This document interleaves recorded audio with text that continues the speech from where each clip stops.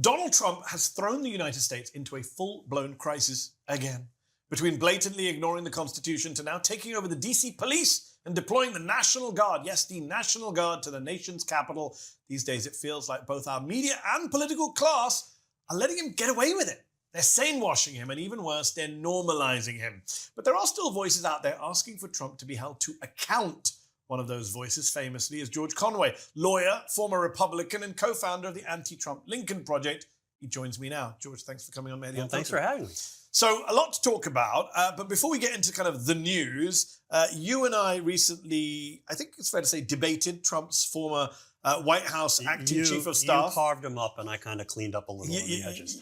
You joined in with Mick Mulvaney, who was the first-term acting White House chief of staff. It was for my other show, Al Jazeera's Head to Head. Let's have a watch of a clip. I think we can play a clip. Mick thinks it's unfair to talk about fascism, authoritarianism. He didn't accept any of the examples I gave. Why do you think Trump is an authoritarian? Because of the very things that Ed wrote about in 2020. He thought it was possible that Donald Trump would ignore the results of the 2020 election. That's a fascist. That's authoritarian. He's also a pathological liar because he continued after people told him, people who came into the White House and told him, you lost. And he didn't want to believe them. He brought in other people. No staff person could prevent him from doing that. He wanted somebody to justify his lies. He is a pathological liar with no moral conscience, no decency, no honor. And that is the problem. And all of those people end up being fascists. You were right after January 6th. And I think it's a disgrace that you now sit here and try to defend him when basically he's done nothing but get worse. So you made the point about January the 6th. I agree with myself there. I agree with yourself too. You made the point there about January the 6th being an interesting evidence point for people when they talk about fascism because, and I was on News Nation this week where when I raised the issue of January 6th, the host, the conservative, shut down the conversation. They don't want to talk about January 6th because a lot of them at the time came out and condemned Trump. Right. And that's on record, whether it's Piers Morgan, whether it's Mick Mulvaney, whoever it is, they came out. And now they are pro-Trump again, and they don't want to talk about that moment where they kind of saw who he really was. And I wonder, George, for people watching at home, a lot of Trump's allies, where do they, in what bucket do they fit into in your view? You know a lot of these people from before the Trump days. Your wife in the first term worked for Trump. Explain to us where you see these Trump people. Are they people who know who he is, but have made their deal with the devil? Or are there people like Mulvaney claiming, well, he got bad information? Well, I think there are different buckets of them. I think there are people who would be evil no matter what. I mean, I think Stephen Miller would be an evil person no matter what. And I think there are people like Mulvaney who could have gone either way. And I think there are a lot of people like that. And what happens is Trump sucks them in. Okay? I mean, it's like, he's not my favorite person in the world, but Comey, Director Comey once said that, he sucks your, I forget what metaphor he used, but he basically sucks the life out of you or sucks the decency out of people. And that's what he does. And you have different buckets of people. There are people who will be bad no matter what, like Stephen Miller. You have people who just want to be in the game. You have people who are doing it because they need the money. And you have people doing it, you have all sorts of different combinations of those, and people who are scared. What about the folks who just don't believe that he's capable of what he's capable of? The people like, calm down. It's not fascism. It's not authoritarianism. I think they're trying to convince themselves. He's just joking. They're trying to convince themselves. And I think, and that's the reason why when you talk about your interview on News Nation on January 6th, they don't want to hear about January 6th because it's not just because it challenges their views, but it's because they have no answer to the question, what would it take for you to say Donald Trump did something wrong? And if they didn't come out and stick with what, with the irony being they did say he did something wrong but some of them, but then they had to roll it back. Some of them, I know some people, I won't say who basically said bad information from the very beginning. Let the wrong people were allowed to see Donald Trump, which is kind of silly because it treats him like a complete idiot. Yes. Yeah. Okay. He's actually, he is an idiot. He is an idiot, but he chooses he chose to bring, as I said on that clip, he chose to bring people in to give him the answer that he wants. So he chose to have the My Pillow guy right, advising the him My Pillow guy on right. the election outcome Right. rather than the Department of Justice or intelligence agencies. So on the subject of how serious the threat from Trump is, we are now more than, 7 months into a Trump second term. You and I were warning about authoritarianism last year when people were saying, well, we survived Trump once. And so many people, even on the left, said to me, we survived Trump once, we can survive him again. He is now, he has in the past sung the praises of Viktor Orban of Hungary. Since coming to office, he's really cozied up to Nayib Bukele, the El Salvadorian authoritarian. He sent migrants to his prison camps. He said, maybe we should send American citizens there as well. Do you think he sees these countries, these small, whatever you want to call them, tin pot dictatorships or wannabe tin pot dictatorships, the Hungaries, the El Salvadors, as a model for the United States? Liking this video? Then don't just watch, hit like, share, and subscribe. And tap the bell so you never miss a video or live show. But if you want early access to exclusive content, then you have to head to zeteo.com and subscribe now. You'll be supporting fearless, independent journalism. I don't think he sees these countries as such as a model, but I think he sees these people who have the same character traits as him, like Bukele and Orban and Putin and Netanyahu, as being comparable to him, or at least they are doing what he thinks people should be doing, which is acting in their own interest, acting without regard to morality, and exercising power in an unrestrained fashion. And that's what he wants to do. That's the essential Donald Trump. So the question then is, there's that line when someone tells you who they are, believe them the first time. Yes. He said it 1,000 times, right? There's Right. nothing left. Right. You and I don't need to go and make the case. He makes it himself. Right. I mean, remember the first term is like, oh, yeah, boy, he seems to like these dictators. Well, there's a reason. Yeah. Okay. None of this was unpredictable. I mean, we talk about how last year you were saying, Yes. he would be authoritarian. It's like, that's in 2020 we thought So that. people say, oh, George Conway, Mehdi Hasan have Trump derangement syndrome. They're obsessed with this. My problem is I may never say anything about Trump ever again, but Trump keeps saying this stuff. I He agree. keeps bringing it up. Right. So when you remember with Mulvaney, I brought up the idea of a third term. I'm 100% convinced that Trump is considering finding a way to stay on in office. Steve Bannon, But third term, it's not going to be a term. it's not going to be a term, exactly. Stay in It'll be office. until they bring him out of the box. Steve Bannon is talking about trying to find Right. constitutional legal. Just this past week, Trump was showing off in a closet in the White House to the Azerbaijani Trump 2028 dictator, Trump 2028 merch. He laughed and said, people want me to do it. And of course, his foreign guests flattered him and said, we want you to do it. And again, people don't like when you do this on social media, but can you imagine Barack Obama in 2013 showing a foreign dictator around the White House, opening a door and saying, here's my Obama 2016 merch. I plan to stay. Well, they flipped out about the brown suit. So I think they would have flipped out about a red Obama, forever hat. It's just But at crazy. one point, do we stop?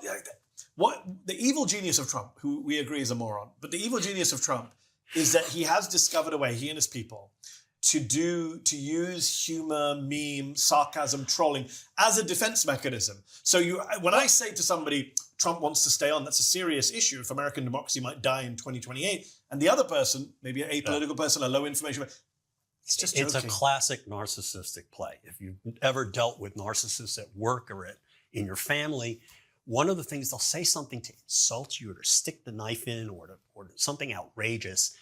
And then you'll say, what are you talking about? Or that's outrageous. And they'll say, I was just joking. You don't have a sense of humor. And that's what Trump doesn't actually have a sense of humor. Okay. He doesn't know what's funny. He knows that he can make people laugh, but he doesn't actually have a sense of humor. But that is a classic narcissistic ploy. It's like, I was just joking. What's wrong with you? But it's also helps them, right? Because it's hard for people like you and me to get people who don't follow politics closely, don't follow the news coverage, which is most Americans. When you say to them, Trump's out, don't be silly. Right. My friends went, but he's also at the same time conditioning people to accept the proposition. The more we see the joke, the more we see the Trump 2028 merch. When he does it, it seems less shocking. Correct.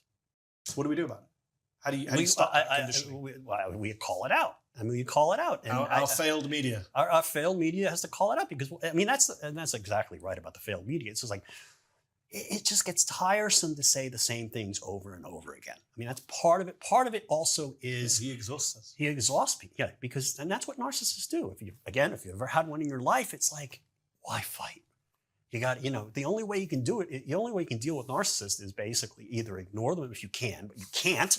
Okay, you cannot, or get away from them, which is what I guess a lot of people are doing. So let's just talk about the media for a while. You appear on a lot of media outlets. You've been following this stuff for a while. We're talking about dictators, authoritarians. Donald Trump is set to meet on Friday with Vladimir Putin in Anchorage, Alaska, to be clear. Not in Russia. Well, they do have the nesting dolls in the souvenir shops there. Yeah. Nearby. Sarah Palin once said I can see Russia from here. So but another great candidate the Republicans put forward. Your party's had some real choice people. Not anymore. I have a former party. Thank you. Although you were in the party when Palin was put forward. I would have sued you. Right? Although you were in the party when Sarah Palin was a candidate. I'm not going to ask you, did you vote for her? Yeah, but John McCain was the... Okay, fair enough. So before we get to I want to talk about the actual substance of the meeting. But again, on the media coverage and the sane washing, Trump said twice this week, I'm going to Russia to meet Vladimir Putin. Twice and with a few minutes. If Joe Biden had said he was going to the wrong country to meet Putin, would it not have been a bigger story? Of course it would have. Why do we grade Trump on this curve? Because we've seen Hannibal Lecter, sharks and electric boats, Arnold Palmer's penis. I mean, how many things have we seen? It's just not shocking. This is a man who, we learned today that they want to take the Smithsonian and make its version of American history conform with his. Well, this is a guy who didn't even know what Pearl Harbor was when he first flew out there, and his chief of staff, General Kelly, had to tell him. Okay, he's completely not there. Yeah. Okay, he's not there. He's a moron, as we say, but he's also he's just not there. But is it one thing, again, you and I, so interesting having this conversation, because you and I have been following this for a decade now. Most Americans do not. We have to keep reminding ourselves. Right. The vast majority of Americans do not follow the news, do not follow politics. They'll see Donald Trump on their TVs, but they don't know the day-to-day nonsense. So when you try and explain to them how kind of batshit crazy he is, how abnormal he is, it's very hard to get it. I meet a lot of foreigners. I travel a lot around the world, and I meet a lot of people abroad who can't believe Trump is as insane as the late night comics make him out to be. So they rationalize that he must actually be playing 4D chess. Yeah. This all must be part of a plan. You must be exaggerating. And it's very hard to explain. No, it is what you see is what you get. What you see is what you get. And again, that's the sane washing by the media that helps him get away with that. So he goes on the rooftop of the White House recently, goes for a walk without any warning on the roof, shouts out to people that he might be building nuclear missiles. Haha, just a joke.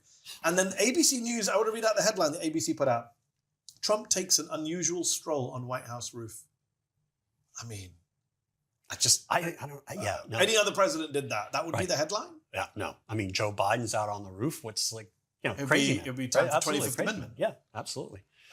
Do you think that, and people keep asking me this question, it'd be interesting in your perspective as an outsider who's not someone who's been a journalist, but obviously has interacted with the media for many years. Is this cowardice from the US media, or is it complicity from some of the corporate owners who we know want to get in good with Trump, or is it a mixture? It's a mixture. Again, it's sort of like the categorization of the Trumpers. I mean, there's fear of retribution, which is now a factor that we hadn't seen, I think, during the first term. Yes. There is also it's not news anymore, right? It's got to be something new and different. So they take what he gives them on any given day because they can make a headline out of it on one day and on the next day, but they never put the pieces together. He's a great assignment editor for newsrooms. And they never put it all together. And also it's part of it. It's hard to believe unless you're paying close attention. It's like what the Europeans you were talking to.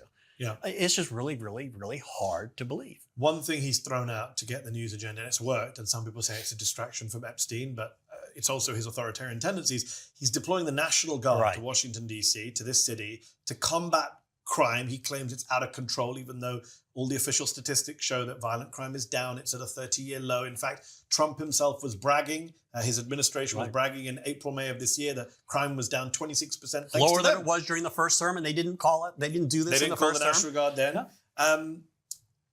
Again, is this, you're going to say a mixture, but I do want to put the options out. Is this all of the above? Is this a distraction by a man who knows how to set the media and get them to do it? Is this a power grab by Donald Trump, who's he's talked about sending the military to other cities, and guess what? They're all major blue cities. Surprise, surprise. All of the above. I mean, they clearly want to do this. We saw a memo that Greg Sargent of the New Republic obtained. They want to do this in the major cities. He always wants to engage in performance art with respect to blue cities, never mind, someplace in Alabama or Mississippi or Jackson, and someplace in Florida. He wants to do that. And then something, he watches something on TV. We were talking about that before. He'll see something and that triggers him, and then he says, let's do this. And that was the beating up of big balls. And then, of course, he does absolutely need something to talk about other than Epstein. So it's all of the above. So it's all of the above. But the most serious part of it, I don't think, again, it's not 50-dimensional chess. It's just impulse. And in the moment. But the impulse is guided by, this is why I try and explain to people, it's not just him, right? This is an administration. Right. So there are other people using him for their own ends. Right. So I was on TV this week on the Piers Morgan show with Mike Huckabee. Mike Huckabee is a Christian evangelical who wants to bring about end times prophecy in the Middle East, wants the Jewish people to rebuild the temple, the Messiah to come back. Like, he has a clear vision of what he wants from Middle East policy. Donald Trump has never read the Bible, has no idea about any of this he thinks stuff. it's a real estate play. but my point is, Donald Trump put Huckabee in that position. Right. Huckabee is using it for what he wants to use it Right. for. Stephen Miller has a very clear vision of what he wants to do with immigration policy in this country. Donald Trump probably doesn't. He just wants to build a wall. Right. But Miller is using the administration. There are people around him who are playing the chess. The 2025, the Project 2025 people want to Elon basically Musk destroy and the Doge. government. Right. Everybody's got their own agenda. So there are people around him playing that chess, even if he's not. And RFK with vaccines and Maha, whatever. So they all see him as this useful person. They put him up and they just work around him and get their shit done. Yeah, absolutely. But they also, they try to please him in advance. They try to do things that they think will make him happy so that they can advance their own power in the power structure and then advance their own agenda or their own interests. And this has always been true. It was true in the first term. My favorite example of this was, I think 2019, he visited, I think it was Memorial Day or something like, he visited whatever fleet is in the Pacific and the home base in Japan.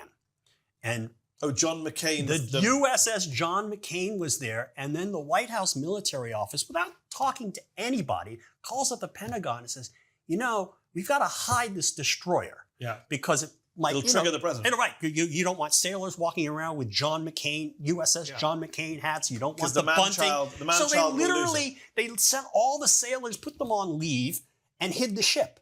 But it wasn't a Trump order. But it wasn't a Trump order. And then it became a controversy. The Wall Street Journal reported it. And then they asked Trump about it. He says, well, it was a good idea. That was good thinking on their part. I mean, always quite out loud.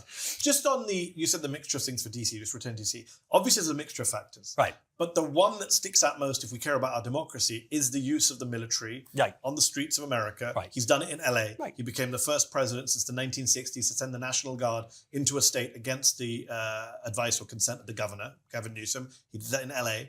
He's now doing this in DC. DC obviously doesn't have a governor, can't resist him. He wants to extend it to New York, Chicago, Oakland, Baltimore, all very blue cities, all very non-white cities. Right. Is he laying the groundwork for relying on the military much more come the next elections? I mean, we know that General Flynn, during the last time round when My Pillow guy was in the White House, General Flynn was with him and he was openly saying, let's have martial law. Like, second term, is he getting to do all the things he really wanted to do in the first term? Yeah, I think he's getting to follow through on all the impulses that he tried to act on during the first term, but people said, you can't do that. Like, building a moat around, I forget, alligators and so on and so forth. Now they have alligator Alcatraz. Military on the streets, though, is a real... But again, I don't think it's 50-dimensional chess. He's not thinking, this is great, we can declare martial law and I can be president for life. Maybe he thinks that, but I don't think he thinks that way. But you don't think it's a grand plan from someone like a Stephen Miller thinking, I can use Donald Trump I think other people... use the military to do what I've always wanted to do.